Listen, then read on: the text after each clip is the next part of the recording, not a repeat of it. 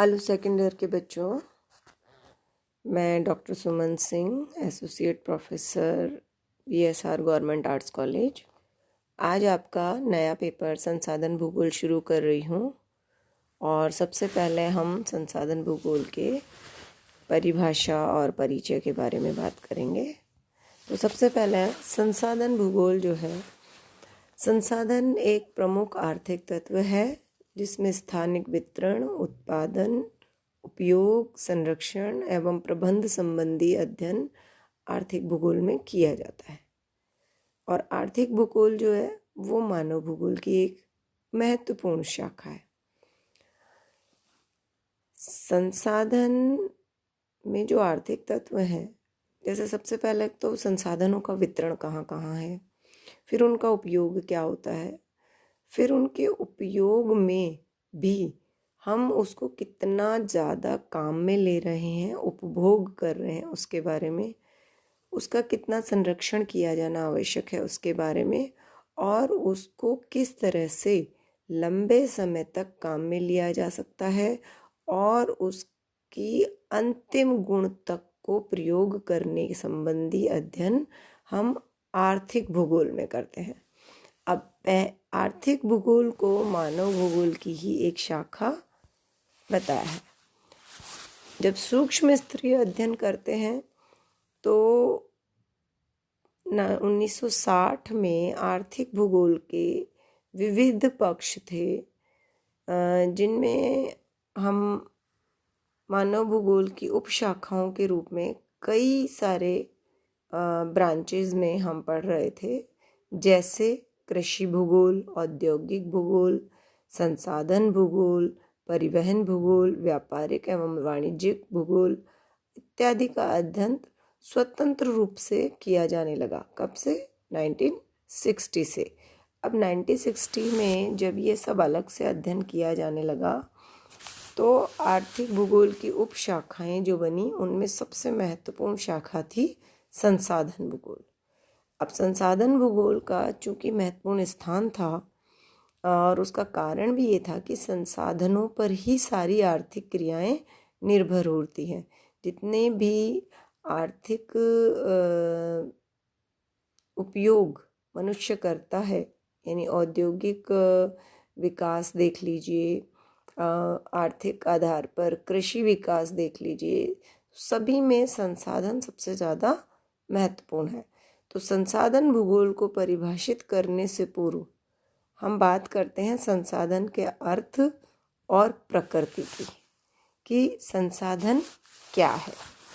तो भौगोलिक पारिभाषिक शब्दकोश में प्रोफेसर RN सिंह और NT मौर्य, जिन्होंने 2003 में अपनी किताब लिखी थी, तो इनके अनुसार पृथ्वी पर अथवा अन्य ग्रहों एवं उपग्रहों पर पाया जाने वाला प्रत्येक पदार्थ जो मनुष्य के लिए उपयोगी है वो संसाधन कहलाता है।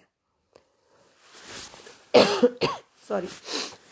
अब इसको ऐसे भी कह सकते हैं कि मनुष्य जिन जिन वस्तुओं को अपने जीवन को आसान बनाने के लिए उपयोग में लेते हैं, वो सारे पदार्थ संसाधन कहलाते हैं। अब फॉर एग्ज़ाम्पल मैं आप लोगों को बताती हूँ कि जैसे पहले तकनीकी विकास इतना नहीं था, तो मोबाइल जैसी चीज़ किसी ने भी नहीं सुनी थी। और मोबाइल जब आया और आप सभी ने उसको काम में लेना शुरू किया, तो उसके बाद भी वो संसाधन नहीं था, एक मनोरंजन का साधन कह लीजिए, एक आपस में बात करने के लिए उपयोगी तत्व कह लीजिए। लेकिन जैसे ही इसमें YouTube जैसी और ऐसी कुछ ऐप्स आए जिनसे बच्चे पढ़ाई भी कर सकते हैं, जिनसे सारा औद्योगिक डाटा भी हमें मिल सकता है, जिनसे हम घर बैठे बैठे पूरे विश्व की जानकारियाँ आसानी से कई ऐप्स के सहारे से ले सकते हैं, तो फिर ये जो मोबाइल था वो हमारा एक महत्वपूर्ण संसाधन बन गया। जैसे आप लोगों के लिए अब तक मोबाइल एक मनोरंजन का साधन था, जिस पर आप गेम खेल सकते थे, जिस पर आप अपने व्हाट्सएप पर चैट करके अपने फ्रेंड से बातें कर सकते थे, या इंटरनेट पर अगर आपको खोजना है कुछ तो वो आप खोज सकते थे।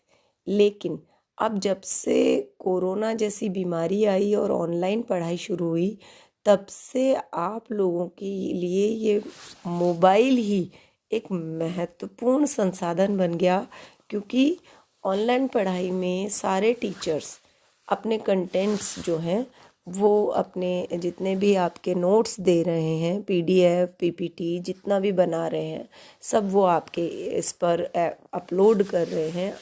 आपको व्हाट्सएप के थ्रू और आपको यूट्यूब के थ्रू दोनों चीज़ें मिल रही हैं। तो अब ये मोबाइल ही आप लोगों के लिए बहुत बड़ा संसाधन आपकी पढ़ाई के हिसाब से बन गया है।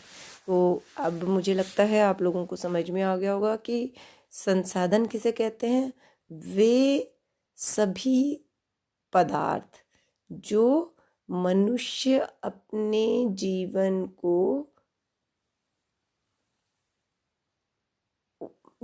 को सरल बनाने के लिए या अपने जीवन में उपभोग करता है, अपने जीवन को आसान बनाने के लिए, उपयोगी बनाने के लिए जिन भी वस्तुओं का प्रयोग करता है, वो सब वस्तुएं, वो सारे पदार्थ उसके लिए संसाधन होते हैं।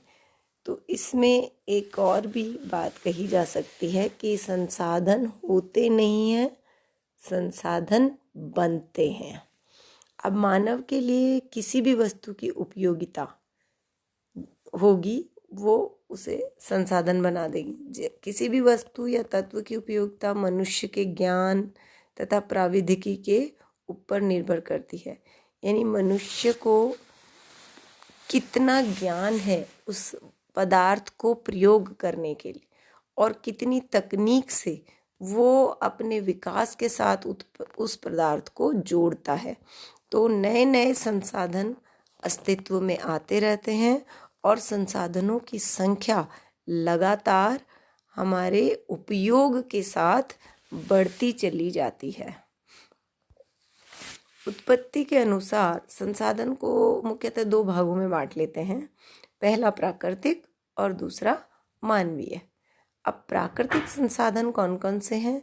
जैसे मिट्टी, वन, घास, जीव जंतु, नदियाँ, सागर, खनिज पदार्थ, सौर ऊर्जा, और इस तरह के वो संसाधन जो प्रकृति से सीधे हमें प्राप्त हो रहे हैं, जिसके लिए हम थोड़ी सी, जैसे मृदा में हम थोड़ी मेहनत करते हैं तो अपना कृषि उत्पादन भरपूर प्राप्त करते हैं। वन हमारे जलवायु को सम बनाने के लिए, हमारे को बहुत सारा प्रोडक्शन देने के लिए, लकड़ी उद्योग के लिए सब तरह से उपयोगी होते हैं। घास चरागाह स्थल हमारे पशुपालन के लिए, जीव जंतु हमारी पर्यावरण की संतुलन को बनाए रखने के लिए, नदियाँ पानी के लिए, सागर बहुत सारे संसाधन और परिवहन के लिए, खनिज पदार्थ हमारे उद्योगों के लिए, सौर ऊर्जा हमारे सारे विद्युत खपत को जिसे कहते हैं ना गैर परंपरागत ऊर्जा स्रोत, यानी बिजली की खपत को रोकने के लिए सौर ऊर्जा का प्रयोग जो किया जाता है। तो कुल मिलाकर प्रकृति ने हमें बहुत सारे संसाधन दिए हैं, और उनमें कुछ प्रमुख ये हैं जो मैंने आपको यहाँ पर बताए हैं। अब मानवीय संसाधनों में क्या है? पहले तो सबसे पहले जनसंख्या, स्वयं मानव। यानी अगर हम उपयोग ही नहीं करेंगे तो कोई भी वस्तु संसाधन नहीं बनेगी। यानी सबसे पहले किसका होना आवश्यक है? हमारा, यानी मानव का। अब मानव की जनसंख्या जहाँ जहाँ होगी वहाँ, जैसे कि मैंने अभी थोड़ी देर पहले भी कहा, मिट्टी प्राप्त है, पानी प्राप्त है, तो मनुष्य क्या करेगा? उसमें खेती करेगा, बागान बनाएगा, फसलें उत्पादित करेगा। फसलों में जब कीट लगेंगे तो कीटनाशक का उपयोग करेगा। जब फसलें कम उत्पादन देंगी, एरियाज आपके खेत में उत्पादन कम होगा, तो उसमें कृत्रिम उर्वरक, जैसा कि आप लोग अगर कृषि से जुड़े हुए हैं तो आप लोग जानते हैं कि खेतों में यूरिया, पोटाश, ऐसे काफ़ी सारे उर्वरक डाले जाते हैं जो कि कृत्रिम रूप से बनाए जाते हैं। एक तो होता है आपका जैविक खाद, जो कि पशुओं के गोबर से, और प्राचीन समय में पुराने जब हमारे पास इस तरह के कृत्रिम उर्वरक मौजूद नहीं थे, तो उस समय हमारे सब जो भी हमको उपलब्ध होता था प्रकृति से, यानी पशुओं का मल प्लस आपका घरेलू कचरा, ये सारा वो खेतों में डाल देते थे और उसी से जितना भी जैसा भी उत्पादन उनको प्राप्त होता था वो उसी से संतुष्ट रहते थे। लेकिन धीरे धीरे कृत्रिम उर्वरक बने और उनसे आपकी कृषि जो है वो व्यापारिक रूप में बदल गई, उत्पादन बहुत अधिक होने लगे। वो जो कृत्रिम उर्वरक खेतों में डलता है उससे उत्पादकता ज़्यादा हो गई, मिट्टी की उत्पादकता उससे बढ़ गई, फसलें अच्छी होने लग गई। अधिक उपयोग से मिट्टी बंजर भी हुई, लेकिन संतुलित उपयोग से और भूमि का ख्याल रखते हुए जिन भी किसानों ने कृत्रिम उर्वरकों का उपयोग किया तो उनको आर्थिक रूप से बहुत सारा लाभ मिला। फिर कारखाने, मशीनरी, यातायात के साधन, ये सब भी मनुष्य के द्वारा निर्मित, यानी मनुष्य ने ही कारखाने बनाए, उसमें खनिज पदार्थों का उपयोग करके विभिन्न तरह की वस्तुएं बनाई, मशीनरी तैयार की। यातायात के जो साधन थे पहले जैसे बैलगाड़ी पे चला करते थे, और धीरे धीरे आज लगभग हर घर में आपको पेट्रोल और डीजल वाली गाड़ी मिल जाती है। तो ये सारा संसाधन बनाया किसने? मनुष्य ने। फिर अर्थशास्त्री जिम्मरमैन ने उपलब्धता के आधार पर संसाधनों को 4 श्रेणियों में विभक्त किया है।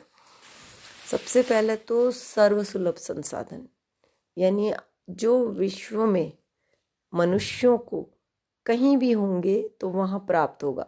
अब सर्वसुलभ संसाधनों में कौन कौन से संसाधन आते हैं? जैसे आपका बेसिक मृदा, वन, जल, सौर ऊर्जा, ये ऐसी कुछ सर्वसुलभ संसाधन हैं जो आपको कहीं भी विश्व में, आप कहीं भी चले जाएं, आपको ये चीज़ें उपलब्ध हो जाती हैं। फिर सामान्य सुलभ, यानी सब जगह तो नहीं पर सामान्यतः ये पदार्थ सब स्थानों पर मिल जाते हैं, और सामान्यतः में वही है, सौर ऊर्जा मिल जाती है, वन मिल जाते हैं, आपकी मिट्टी मिल जाती है, उपजाऊ कई स्थानों पे नहीं होगी, कईयों पे होगी, जल की उपलब्धता मिल जाती है। तो सामान्यतः बहुत सारे संसाधन हैं जो आपको मिल जाते हैं। फिर दुर्लभ संसाधन।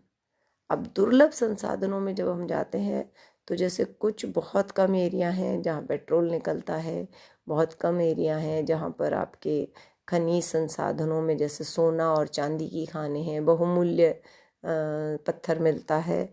तो ये जो ऐसे संसाधन हैं धीरे धीरे वो कम एरियाज में मिलते हैं। और अद्वितीय संसाधन जो कि बहुत रेयरेस्ट, कहीं कहीं किसी पूरे विश्व में किसी एक स्थान पर है, इस तरह के अद्वितीय संसाधन भी बहुत महत्वपूर्ण हैं, क्योंकि वो बहुत कीमती बहुमूल्य संसाधन होते हैं, और जिस भी एरिया में वो पाए जाते हैं वहाँ की आर्थिक व्यवस्था बहुत अधिक सुदृढ़ रूप में दिखाई देती है। तो ये आज मैंने आपको संसाधन किसे कहते हैं, इस बात के बारे में बताया है कि संसाधन होते नहीं हैं, बनते हैं। यानी यदि बहुत समय तक, जब तक कि पेट्रोल का पता नहीं लगा था, तब तक पेट्रोल एक महत्वपूर्ण संसाधन के रूप में मनुष्य के सामने नहीं था। लेकिन जब मनुष्य को पेट्रोल का पता लगा कि इससे गाड़ी की स्पीड, इसको डालने पर हम गाड़ी को किस तरह से तो फिर मोटर कारें बनी, आपके दुपहिया वाहन बने, और उन सब में इस पेट्रोल का उपयोग अधिकाधिक रूप से होने लगा और पेट्रोल एक बहुत महत्वपूर्ण संसाधन के रूप में विश्व के लिए हो गया। तो जहाँ जहाँ पेट्रोल निकल रहा था वो सारे क्षेत्र आर्थिक रूप से बहुत अमीर हो गए और उन क्षेत्रों पर बहुत अधिक शक्तिशाली देशों ने कब्जा करने की भी कोशिश की। तो संसाधन होते नहीं हैं, बनते हैं। जब तक मनुष्य को पता नहीं हो तब तक वो संसाधन केवल ऐसे ही विश्व में बिखरे रूप में पड़े रहते हैं।